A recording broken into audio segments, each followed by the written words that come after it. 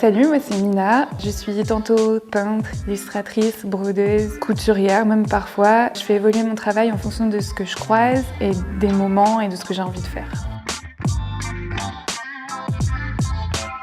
Alors ma pièce, je l'ai voulue comme un hommage à pas mal de choses. En fait, elle s'appelle Songe Lisboète à Soulège, les carreaux de faïence portugais. Mais c'est un hommage à ma manière, à mes origines portugaises et à ma famille, parce que je suis la génération qui n'a pas la double culture et du coup c'est un peu ma manière à moi de la ramener dans ma vie. C'est aussi beaucoup ce qu'on voit derrière, avec l'idée de renouer avec ses origines, etc., renouer avec pas mal de choses. Du coup, il y a plusieurs petits hommages qui sont cachés dans la pièce. Par exemple, la manière dont sont dessinées certaines fleurs, c'est comme ça que mon papa m'a appris à dessiner mes premières fleurs. Ça a été un bon challenge de faire cette pièce parce qu'on savait d'avance que c'était un projet d'une envergure un peu plus colossale qu'habituellement. Je pense que personnellement j'ai quand même sous-estimé et je me suis quand même collé une pression d'enfer. Ça a été un challenge pour pas mal d'autres choses aussi parce que c'est très timé, c'est très grand. On était plusieurs à avoir un travail à côté et du coup il a fallu beaucoup lâcher sur le contrôle fric. Genre il y a des moments où c'est pas parfait, c'est pas grave. C'est comme ça et ça va bien avec l'ensemble, ça fait partie de l'aventure. Ce challenge justement, le fait de lâcher l'affaire, en fait on contrôle pas tout et d'un point de vue strictement juste pour la pièce et après en général je retiens énormément de soutien de la part de tout le monde, genre il y a personne qui s'est, je vais pas dire battu, mais il y avait pas de concurrence, tout le monde est là pour tout le monde. S'il y avait des moments où il y avait quelqu'un qui était en panique, n'importe qui pouvait lâcher son propre travail pour aller aider la personne et un soutien de la part aussi bien de l'orga que des autres artistes, très très belle aventure, en tout cas de ce point de vue-là aussi, trop bien. Alors j'ai plusieurs anecdotes en vrai, mais la meilleure c'est parce que dans les objets que j'ai eu des bâtons de ski. Et au début on était tous là en mode un peu ironique, ouais le ski au Portugal, lalala. Et en fait c'est une station de ski au Portugal, donc on dit rien. Parce que là on a vécu, c'était une colonie de vacances quoi, on avait chacun notre chambre et on se rejoignait tous les midis et tout, donc ouais pas mal de plaisir, aussi bien humain que dans la pratique, dans le métier.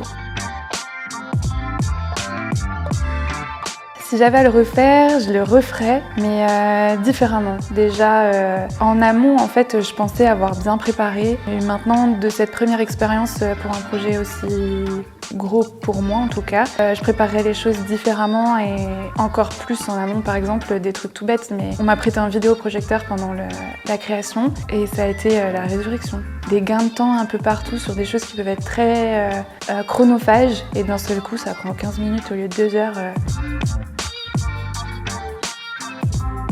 Alors, on en a rencontré pas mal de difficultés. Globalement, on va dire que c'était compliqué parce que c'était une première expérience pour moi.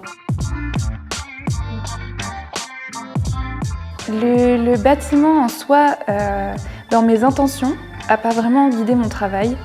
Mais en fait, dans la pièce, les formes, les moulures, la forme des fenêtres, le fait qu'il y ait des vitrines, le sol particulier, la hauteur sous plafond et tout, ça a quand même bien dessiné et redessiné le projet aussi, parce que dans ce qui était prévu de base, tout s'est pas forcément passé comme ce que j'avais en tête en fonction des éléments qui étaient présents dans la pièce. Donc oui et non.